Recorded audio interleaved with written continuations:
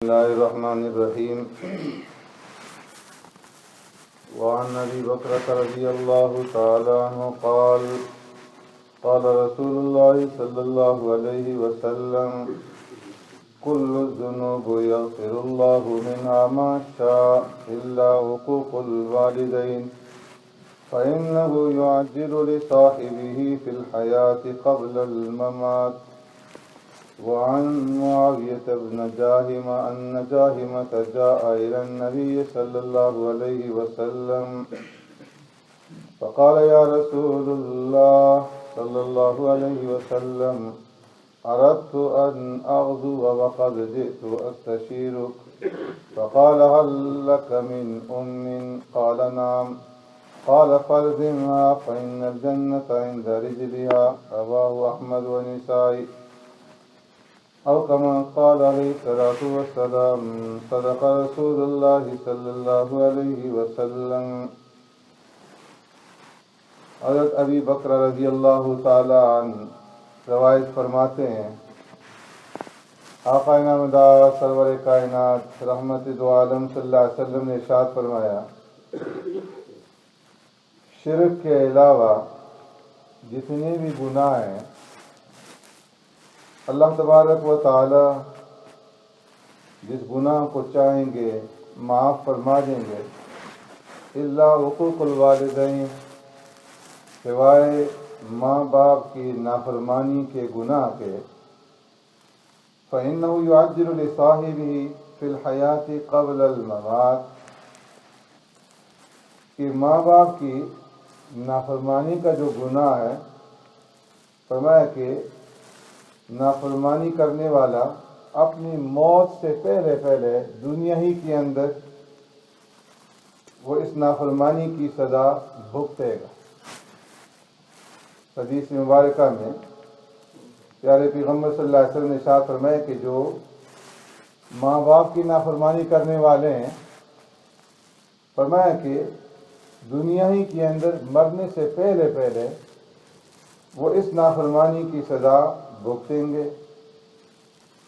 دوسرا مطلب یہ ہے کہ جن ماں باپ کی نافرمانی کی گئی ہے اور وہ اپنی اولاد کی نافرمانی کی وجہ سے دل برداشتہ ہیں، تو وہ ماں باپ، وہ والدین اپنی موت سے پہلے اپنی زندگی کے اندر اپنی اولاد کی جو نافرمانی ہے اس کی سزا کو دیکھ لیں، یعنی ان کی موجودگی میں، ان کی نگاہوں کے سامنے ہی ان کی اولاد کو ان کی نافرمانی کی سزا جو ہے وہ بھگتنی پڑے گی۔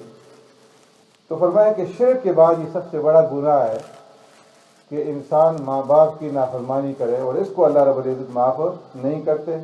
دنیا میں بھی سزا ملے گی اور آخرت کی سزا سے بھی وہ بچ نہیں سکے گا، آخرت کے اندر بھی سزا ملے گی۔ ایک نوجوان پیارے پیغمبر صلی اللہ علیہ وسلم کی خدمت میں حاضر ہوئے اور عرض کیا کہ یا رسول اللہ صلی اللہ علیہ وسلم، میرے ماں باپ میرے مال میں سے جو چاہتے ہیں لے لیتے ہیں۔ شکایت کی کہ میری اجازت کے بغیر، میرے پوچھے بغیر میرے مال میں سے میرے ماں باپ جو ہیں وہ لے لیتے ہیں۔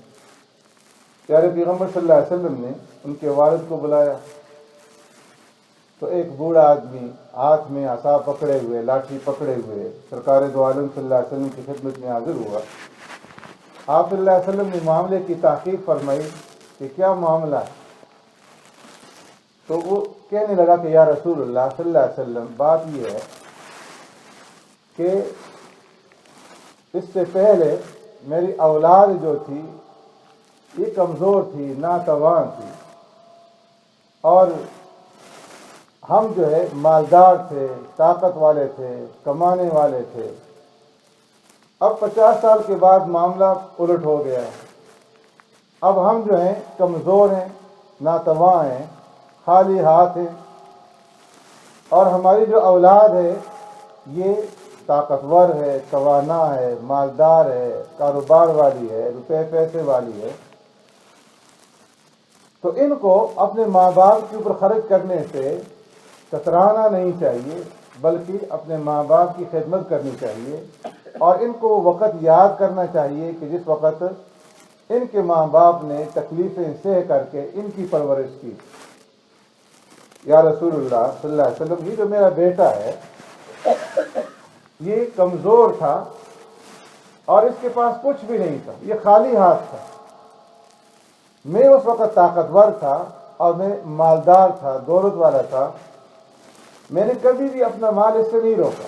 اس کی جتنی بھی ضروریات تھیں میں نے اس کی ہر ایک ضرورت کو پورا کیا اور اس کی ہر ضرورت کے اوپر خرچ کیا، ہر ضرورت کو پورا کیا اور کبھی بھی ہاتھ نہیں روکا۔ آج جب کہ میں خالی ہاتھ ہوں اور یہ طاقتور ہے، یہ مال اور دولت والا ہے، میں کمزور ہوں، تو یہ اپنے مال کو مجھ سے روکتا ہے اور مجھ سے دور رکھتا ہے، اور اس کی شکایت لے کر کے آپ صلی اللہ علیہ وسلم کے پاس آ گئے۔ تو اس بوڑھے کی باتیں سن کر کے فرمایا کہ پیارے پیغمبر صلی اللہ علیہ وسلم کے آنسو جاری ہو گئے، رو پڑے، اور اس نوجوان کی طرف مخاطب ہو کر کے فرمایا کہ انت و مالک لابیک، کہ تو بھی اور تیرا مال یہ تیرے باپ کا ہے، اپنے باپ سے کوئی چیز رو کر کے مت رکھو۔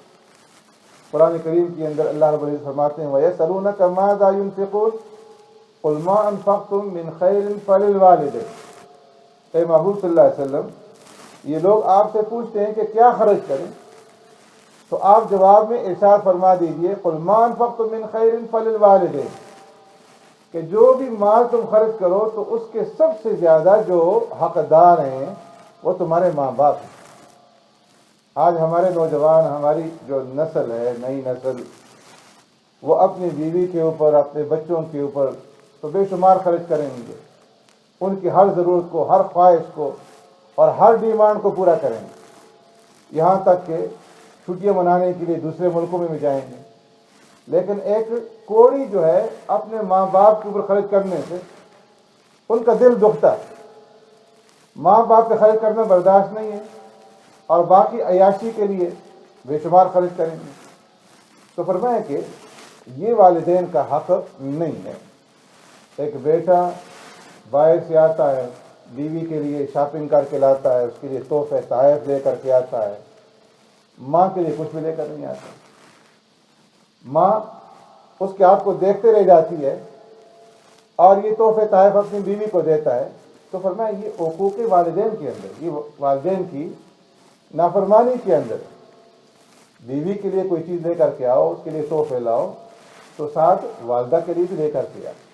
ایک زرگر سونے کی تجارت کرنے والا اپنا واقعہ بیان کرتا ہے کہ میری دکان پہ ایک نوجوان آئے اپنی بیوی کے ساتھ، نوجوان عورت تھی، ایک ان کے ساتھ بوڑھی عورت بھی تھی جس نے بچہ اٹھایا ہوا تھا۔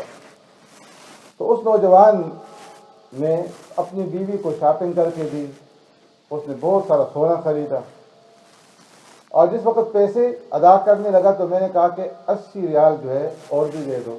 اس نے پوچھا کس لیے؟ میں نے کہا کہ یہ جو عورت ہے بوڑھی تمہارے ساتھ، اس نے ایک انگوٹھی لے لی اس کے،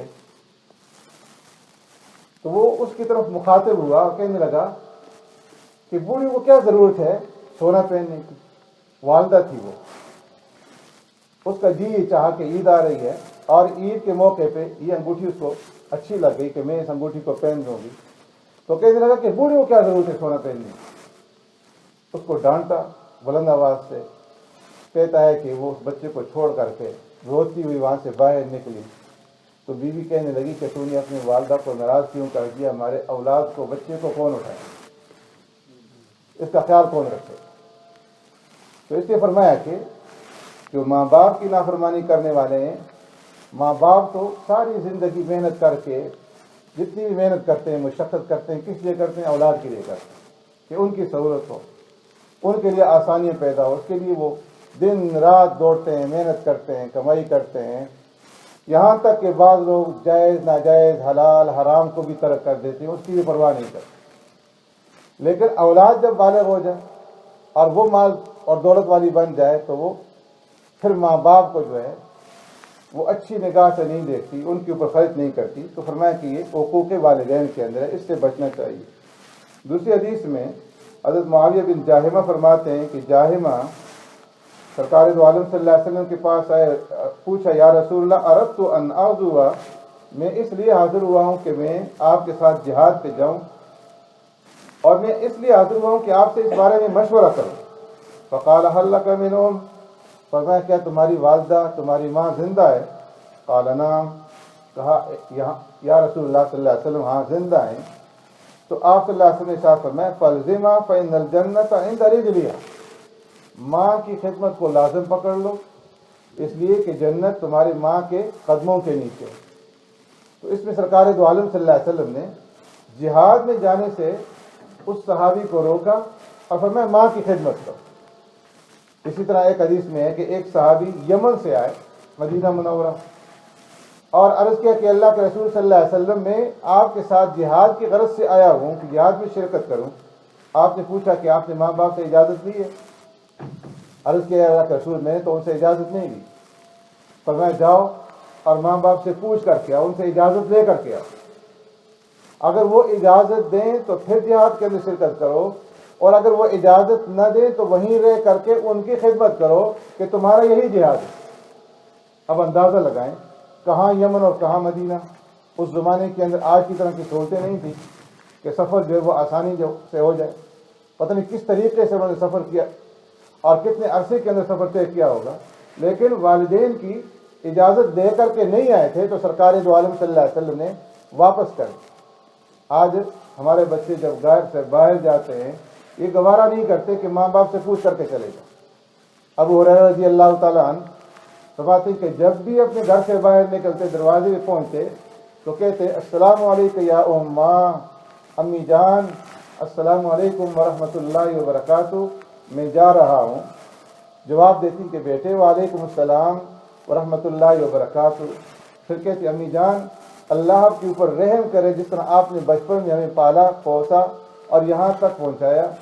تو جواب میں فرماتی کہ بیٹے اللہ تمہارے اوپر رحم کرے کہ تم نے بڑے ہو کر کے اپنی فرما برداری اور اطاعت شعاری جو ہے وہ دکھلائی۔